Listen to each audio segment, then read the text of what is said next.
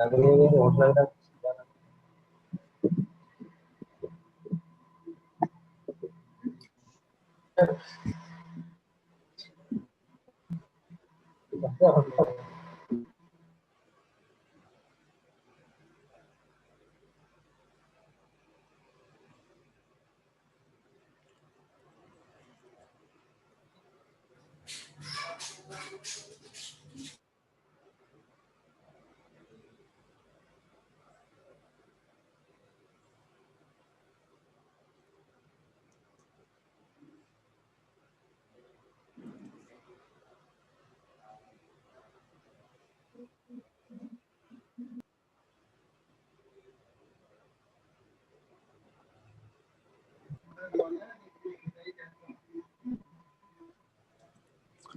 इधर कोने में म्यूट नाम लिखा है और नंबर की तरह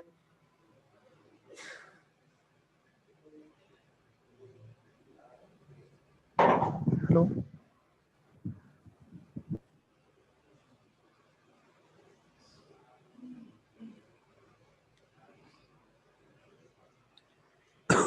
गुड मॉर्निंग एवरीवन। सभी को वॉइस क्लियरली आ रही है? Good morning sir. Yes sir. Okay, और स्क्रीन भी विजिबल है? Yes sir. Okay, last class में हमने जनरेशन एंड रिकम्बिनेशन देखा था, राइट? उसमें हमने एक टर्म की बात की थी, करियर लाइफ टाइम। क्या होता था करियर लाइफ टाइम?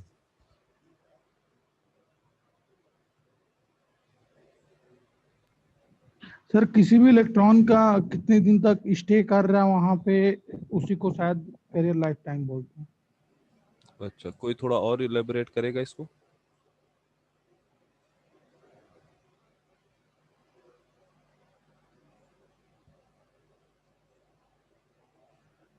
सर एक बार और मैं बोल सकता हूँ? हाँ हाँ, बिल्कुल बिल्कुल। सर जैसे कि इलेक्ट्रॉन जैसे क्रिएट होते हैं तो जितना दिन क्रिएट होते हैं फिर वो चले जाते हैं, होल्स उनकी जगह पे आ जाते, मतलब ऐसे जो प्रोसेस होता है, तो किसी भी इलेक्ट्रॉन का किसी भी मतलब चीज का जितना देर वो टाइम रहेगा ड्यूरेशन, उसी टाइम को शायद वो बोलते हैं। अच्छा, मीनिंग जब इलेक्ट्रॉन होल पेयर जनरेट होते हैं, ठीक है, एक इलेक्ट्रॉन Yes, जनरेट हुआ और एक होल जनरेट हुआ, उस टाइम ड्यूरेशन से स्टार्ट करके, मतलब अगर T1 टाइम पे तुम्हारा इलेक्ट्रॉन जनरेट हुआ है और T2 टाइम पे तुम्हारा इलेक्ट्रॉन रिकम्बाइन हो रहा है, तो जो तुम्हारा करियर लाइफ टाइम होगा वो क्या होगा? T1 माइनस T2, है ना? Sorry, T2 minus yes T2, sir, T1, yes sir, है ना? Delta T. हम्म।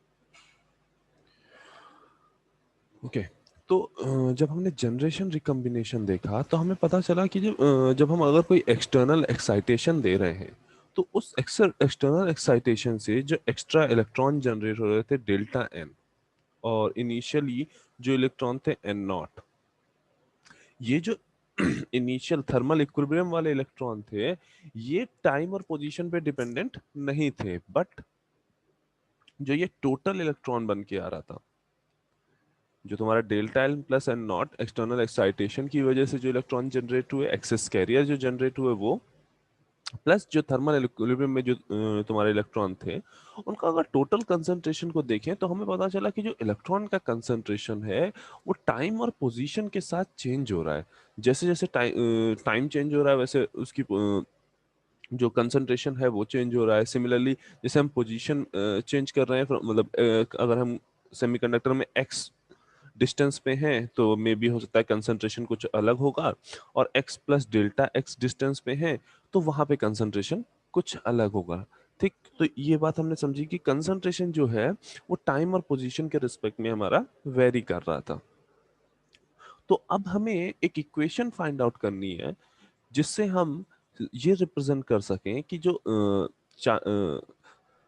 जो ये करियर कंसंट्रेशन का जो ये वेरिएशन है, ये पोजीशन और टाइम पे किस तरह से डिपेंडेंट है, किस तरह से पोजीशन और टाइम के रिस्पेक्ट में ये करियर कंसंट्रेशन आपका वेरी कर रहा है। तो वो इक्वेशन जो इस चीज को रिप्रेजेंट करेगी, वो इक्वेशन जो रिप्रेजेंट करेगी variation in charge, variation in charge carrier with respect to time and position, उस इक्वेशन को हम क्या बोल रहे हैं? Continuity equation.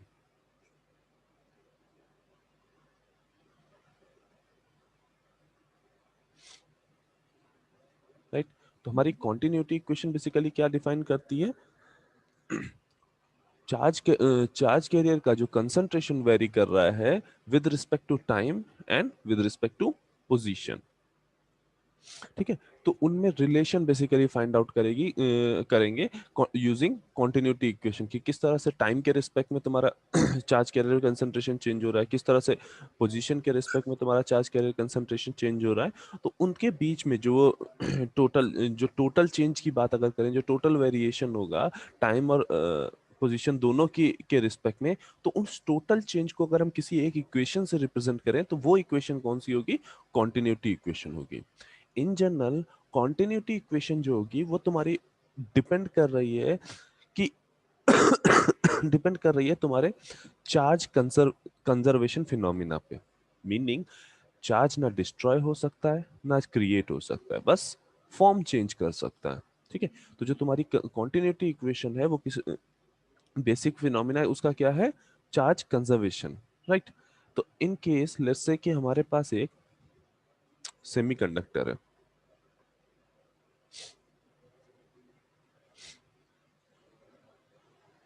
हमारे पास ये एक सेमीकंडक्टर बार है।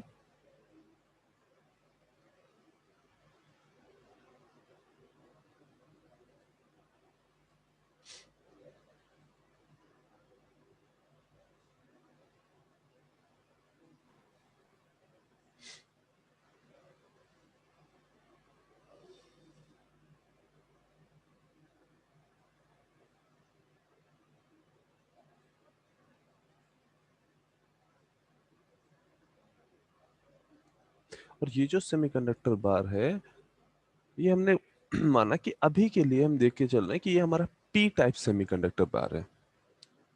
ठीक है, पी टाइप सेमीकंडक्टर बार है। तो अगर ये पी टाइप सेमीकंडक्टर बार है तो यहाँ पे जो ड्रिफ्ट करंट होगी, ठीक है, इनिशियल जो इसकी ड्रिफ्ट करंट होगी या जो करंट कंपोनेंट होंगे, चाहे वो ड्रिफ्ट की वजह से हो या डिफ्यूजन की वजह से, वो सारे के सारे होल डोमिनेट कर रहा होगा। मतलब होल की वजह से बेसिकली ये करंट जो इसमें जनरेट होगी वो बेसिकली होल की वजह से जनरेट हो रही होगी।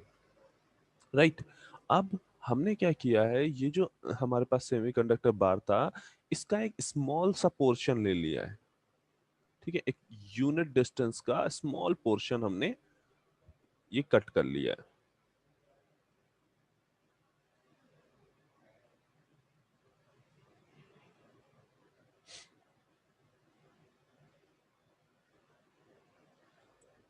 नो, अब ये जो पोर्शन है, जो हमने ये पोर्शन कट किया है, ठीक है, इस पोर्शन पे हम बेसिकली स्टडी करना चाह रहे हैं कि कैसे कंसंट्रेशन में, इस पोर्शन में कैसे कंसंट्रेशन में चेंज आ रहा है, और देन उसी से हम बेसिकली कंटिन्यूटी इक्वेशन को फाइंड आउट करेंगे।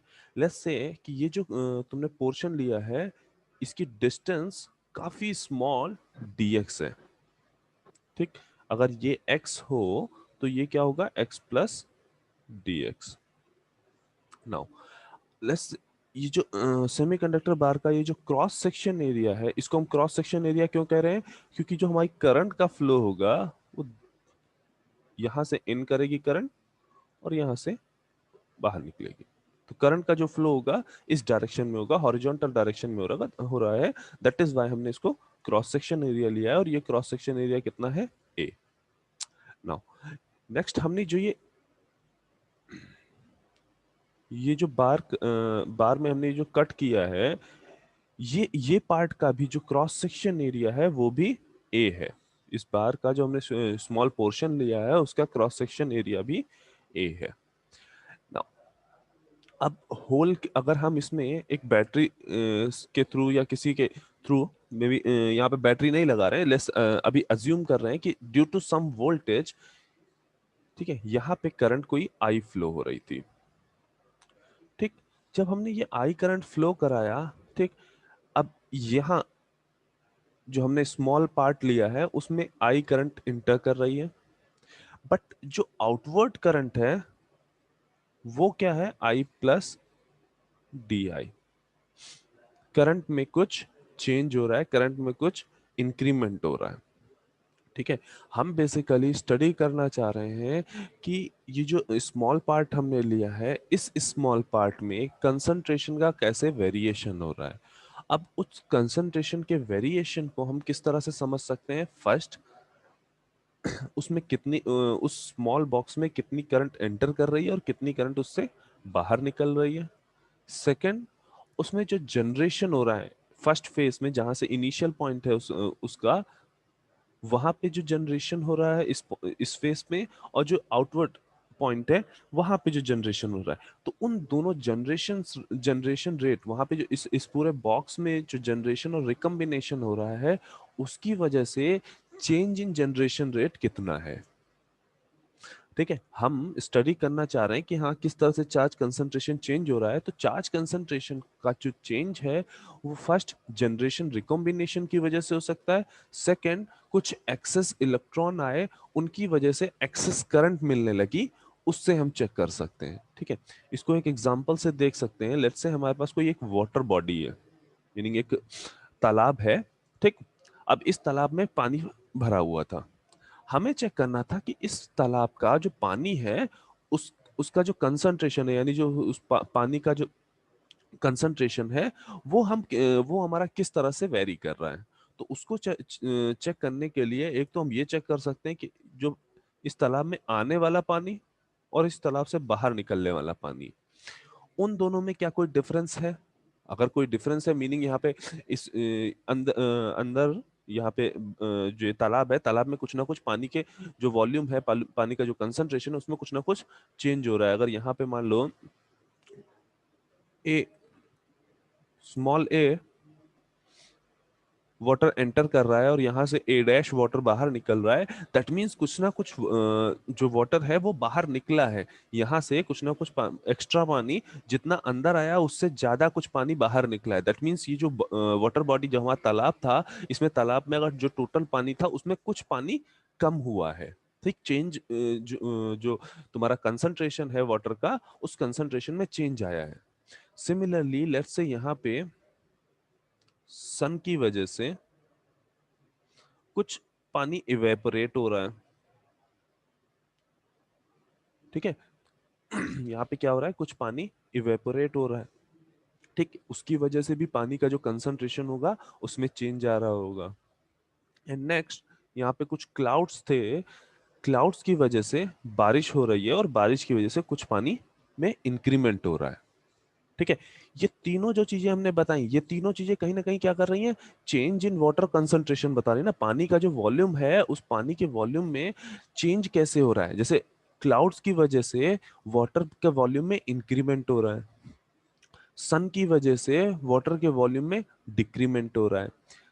ठीक, इसी तरीके से जब अगर यहाँ पे जो हमने जो इन करा रहे हैं वाटर वो ए है, और जो आउट बाहर आ रहा है वो ए डैश है, और हम कह रहे हैं कि ए डैश की वैल्यू ए से ज्यादा है, दैट मींस हो क्या रहा है, यहाँ से कुछ पानी निकल के, एक्स्ट्रा पानी जो पहले से इस तालाब में मौजूद था वो पानी भी निकल के बाहर जा रहा है।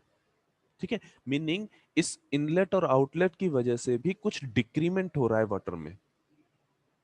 ठीक है, सेम केस यहाँ पे भी है। हमारे सेमीकंडक्टर में भी क्या है, एक इस स्मॉल बॉक्स में क्या है, एक करंट एंटर कर रही है आई और बाहर निकल रही है आई प्लस डी आई। यहाँ पे क्या दिख रहा है कि करंट का जो वैल्यू है वो हमारा क्या है, इंक्रीज हो रहा है। करंट की वैल्यू हमारी डी आई वैल्यू इंक्रीज हो रही है, राइट। और अगर ये डी आई इंक्रीज कर रहा है, दैट मींस ये जो सेमीकंडक्टर का ये वाला जो पार्ट है, इस पार्ट से कुछ ना कुछ होल्स बाहर निकले होंगे, तभी तो उन्होंने इस डी आई करंट को कंट्रीब्यूट किया है। इस DI करंट को अगर कंट्रीब्यूट करना होगा, दैट मींस यहाँ पहले से जो मौजूद होल्स थे, उन होल्स में से कुछ होल बाहर निकले हैं और उन्होंने ये करंट का इंक्रीमेंट दिया है। जैसे यहाँ पे हम देख रहे थे कि ये जो तालाब के अंदर का पानी था उसका कुछ पानी बाहर निकला है, तभी ये ए डैश बना है। हमने जो इन कराया था वो ए था और जो आउट कराया वो ए डैश था। लेट्स से ए डैश जो है वो ए प्लस डेल्टा ए है, तो ये जो डेल्टा ए वाटर है ये इसी तालाब का ही तो होगा, पहले से ही जो तालाब में मौजूद पानी है उसका कुछ पार्ट डेल्टा ए यहाँ बाहर निकला है, तभी तो ये इंक्रीमेंट हुआ। सिमिलरली यहाँ पे भी क्या है, करंट में अगर इंक्रीमेंट हो रहा है दैट मीन्स यहाँ से कुछ होल्स बाहर निकल रहे होंगे। माना कि हमारे पास जो n होल्स हैं टोटल, जो इसके जो DI करंट जनरेट कर रहे हैं, ये जो इंक्रीमेंट इन करंट जो दे रहे हैं, DI का इंक्रीमेंट जो करंट में दे रहे हैं, उसको कंट्रीब्यूट करने वाले जो नंबर ऑफ होल्स हैं वो कितने हैं, n है। n नंबर ऑफ होल्स हैं जिनकी वजह से ये DI जनरेट हो रही है। नेक्स्ट, जैसे यहाँ पे हमने कहा कि यहाँ सन की वजह से कुछ पानी इवेपोरेट हो गया, उसकी वजह से क्या हुआ, ये जो वाटर का कंसंट्रेशन था वो क्या हुआ, डिक्रीज हुआ। वाटर का कंसंट्रेशन जो होगा वो डिक्रीज हुआ। सिमिलरली अगर इस एरिया में सेमीकंडक्टर के इस स्मॉल बॉक्स में रिकम्बिनेशन हो रहा होता, इस स्मॉल बॉक्स में अगर रिकम्बिनेशन हो रहा होता, तो उस रिकम्बिनेशन की वजह से भी नंबर ऑफ होल डिक्रीज कर रहे होते। होल का जो कंसंट्रेशन है वो रिकम्बिनेशन की वजह से डिक्रीज हो रहा होता। ठीक है, फर्स्ट हमने देखा कि एक्सेस करंट की वजह से होल में डिक्रीमेंट हो रहा है, होल कंसंट्रेशन में डिक्रीमेंट हो रहा है। नेक्स्ट, रिकम्बिनेशन की वजह से